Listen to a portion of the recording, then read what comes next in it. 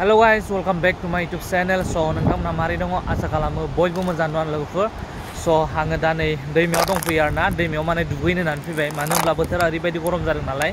So बेनिखायनो दसे सम दुगैना फैनोसै दुगैना फैनायजों लोगोसे माने जोङो जि गांनैसो सुनो होननानै फैबाय आरोना.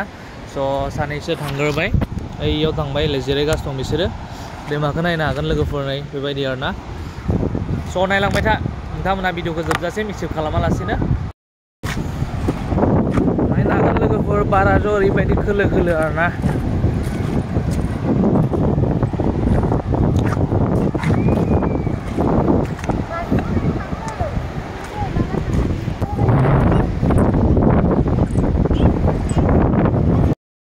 स' लोगोफोर दा सुगासिनो दं आरोना दिनै जोंना जिखौ नैजाय ओजा फुरा सुगासिनो दङ सुखांनानै बेनि उनाव दुगैनोसै आरोना.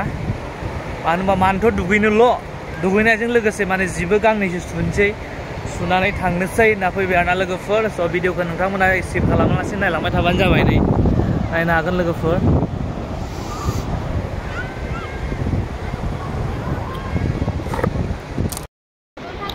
स' एसे सुगासिनो दङ आरोना सुगासिनो दङ नै जोंना गुलुमुलुआ दै गेलेनो नागिरगासिनो दङ नायनो हागोन लोगोफोर. नै पेटला फैफानो जोंजों गेन्द्रा गाइस नायनो हागोन नै. स' लोगोफोर दायो जों जिखौ सुखांबाय आरोना जि सुखांबाय नालाय एबार दुगैनोसै आरोना दसे थानानै. स' नोंथांमोना नायलांबाय थादो एकदम ठंडी ठंडी मौसम ठंडी ठंडी पानी में नहाएगा भी देखो वही नायलांबाय था.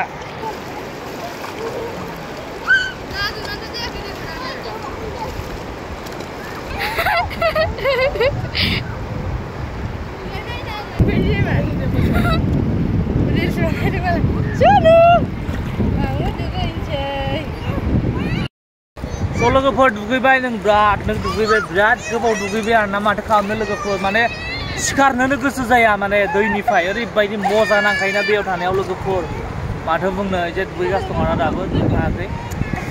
स' ओमफ्राय नोङो दुगैया नों दुगैया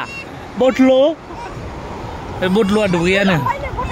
स' लोगोफोर दायो दुगैखांबाय आरोना दुगैखांनानै गस्ला सुला गानखांबाय ओमफ्राय दाबो नै दुगैखाङाखै बिसोर गुलुमुलुआ एकदम खालि दुगैनोल' नागिरबाय थायो आरोना दैयाव खालि दैयाव थानो नागिरो आरो एकदम माने दैनिफ्रायनो माने जाखांनो नागिरा आरोना दैयावनो थब्ल'ना थाबाय थानो नागिरो लोगोफोर. स' दुगैबाय बिराद मोजाखा आरोना दुगैनो मा बुंनो गरमाव थब्ल'ना थाबाय थानो ओरैबायदि मोजां नांखायो आरोना लोगोफोर. स' लोगोफोर दिनै भिडिअ एसांनोमोन आरोना. स' नोंथांमोना मोजां मोनदोंब्ला अनना भिडिअखौ लाइक एन्ड शेयार खालामदो आरो आंनि चेनेलाव गोदानब्ला अनना चेनेलखौ साबस्क्राइब खालामनानै होबानो जाबाय आरो बेल आइकनखौ अन खालामना लाबानो जाबाय जेब्ला आं गोदान भिडिअ लाबोगोन अब्लानो बे गोदान भिडिअनि फार्स्ट नटिफिकेसनखौ नोंथांमोना मोननो हायो. स' लोगोफोर नायना होदो आरो भिडिअखौ नेक्स्ट भिडिअ थाबै लोगो मोनगोन बाय बाय.